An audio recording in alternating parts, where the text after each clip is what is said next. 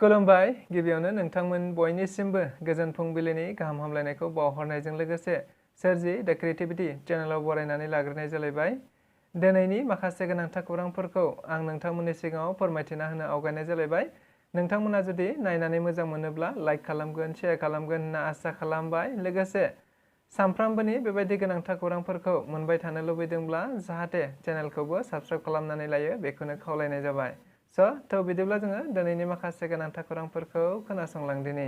BTR सरकार एबा प्रमद बर' दैदेननाय UPPL सरकारनि मोजां खामानि मावनायखौ नुनानै मैया क'क्राझार जिल्लानि सिङावनो थानाय क'क्राझार टाउनजों नांजाबफानानै थानाय बावखुंग्रि ओनसोलनि गोबां रोंगौथि गोनां मेलेमजिबि सुबुंफोरा UPPL राजखान्थि दोलोआव जयनिं जाफैदों होनना मिथिनो मोननाय जादों।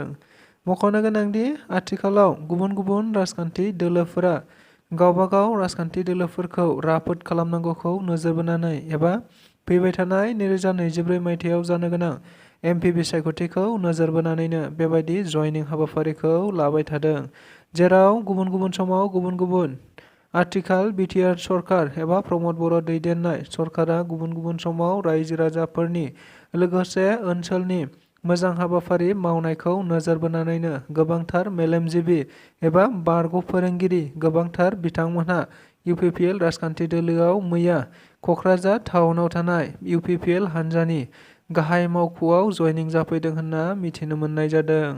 मख'नो गोनांदि मैयानि बे जयनिं हाबाफारियाव गुबैयै भुमिलाल बसुमतारी जाय retired headmaster SK Juweri ME स्कुलनि, गुबुन फारसेथिं Rabin Basumatary retired headmaster central bank, लोगोसे गोबांथार बेबायदिनो गुबुन गुबुन रिटायार सुबुंफोरा UPPL राजखान्थि दोलोआव जयनिं जाफैदों होनना मिथिनो मोननाय जादों। मख'नो गोनांदि मैयानि बे जयनिं लाफैनाय गुबुन गुबुन मेलेमजिबि बिथांफोरखौ MLA लरेन्स इस्लारिया गावसिनि राजखान्थि दोलोआव बरायनानै लायो होननानैबो मिथिनो मोननाय जादों।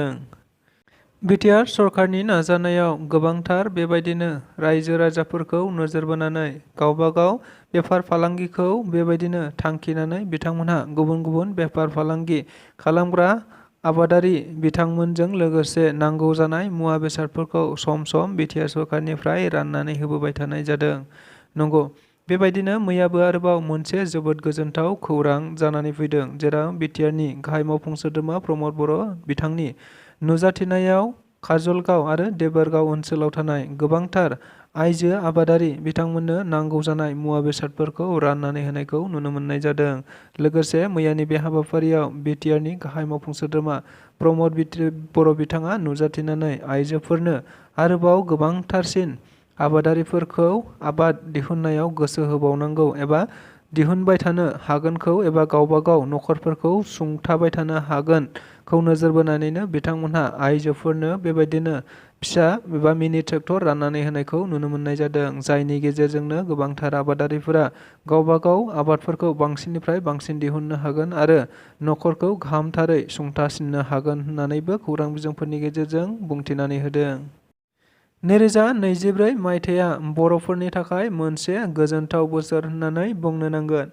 मानोना देग्लाय 2024 जागायनाय बोसोरावनो गुबुन गुबुन बोसोरनि बायदिनो देग्लायहाय बांसिन गोबांथार मोजां मोजां खौरांफोरखौ बर' हारिनि गेजेरावनो नुनो मोननायखौ मिथिनो मोननाय जादों।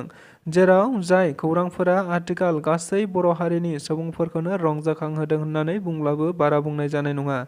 नंगौ, बेबायदिनो देग्लाय 2022 मायथाइनि बेटस APSC आनजादाव थारैनो बर'फोरनिफ्राय गुबुन गुबुन बोसोराव जाफेरै बायदि देग्लाय 2024 बोसोरा जारिमिन सोरजिनानै थादों।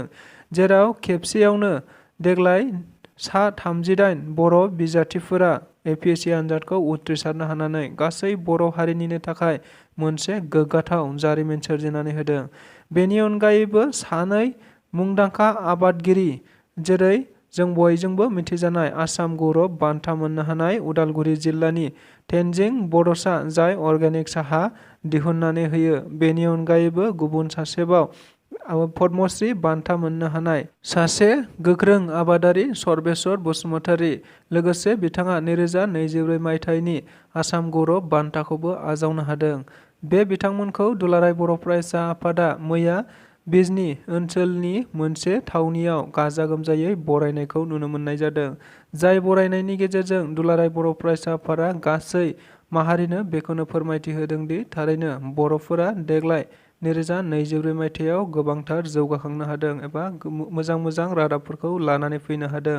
लोगोसे बेबायदिनो बर'फोरा मोनफ्रोमबो बोसोरनि बायदिनो गुबुन गुबुन समावबो लोगोसे उन्दै उन्दै थुलुंगाफोरखौ थुलुंगाखांहोनायनि थाखायनो बेबायदिनो जादों होनना मिथिनो मोननाय जादों। बेनि अनगायैबो थारैनो बिटिआर ओनसोलाव दायो गोजोन फैनायखायनो दायो गुबुन गुबुन समाव गुबुन गुबुन बेबायदिनो सुबुंफोरा गुबुन गुबुन बिथिंफोराव जौगाखांलांबाय थागोन होननानैबो बिथांमोनहा खौरां बिजोंनि गेजेरजों मिथिहोदों। मख'नो गोनांदि मैयानि बे हाबाफारियाव गुबैयै दुलाराय बर' फरायसा आफादनि मानगोनां आफादगिरि दिपेन बर', बर' थुनलाइ आफादनि मानगोनां आफादगिरि सुरत नार्जारी बिथांमोनहा हाबाफारियाव बाहागो लानानै गोसो गुदुङै गोबांथार जाफुंसार जानो हानाय सुबुंफोरखौ बरायनाय जायो होननानैबो मिथिनो मोनबावनाय जादों। थारैनो आथिखालाव बिटिआर ओनसोलाव राजखान्थिनि बारा बयनिबो मोदोमाव नांबाय होननानै बुंनो हायो।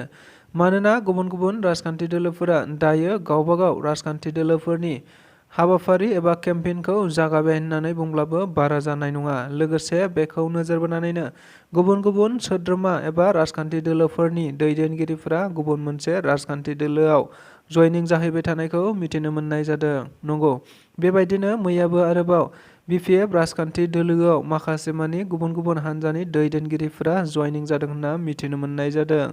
मख'नो गोनांदि मानगोनां बिपिएफनि गाहाय एबा बिटिसिनि बारग' गाहाय मावफुं सोद्रोमा हाग्रामा महिलारिनि गावनि न'आवनो मैया माखासे मानि दैदेनगिरिफोरा थांनानै जयनिं जाहैदों होनना मिथिनो मोननाय जादों। लोगोसे बे जयनिं हाबाफारियाव गुबैयै जिएस युवा मर्चा बिजेपिनि गाहाय नेहाथारि जाय दिदोम गयारी बिथाङाबो थांनानै हाग्रामा महिलारिनि न'आवनो जयनिं जाहैदों। लोगोसे चिरां जिल्लानि गोबांथार लोगोफोराबो बिथांजों लोगोसेनो बिपिएफ राजखान्थि दोलोआव जयनिं जाफाहैदों होनना मिथिनो मोनबावनाय जादों।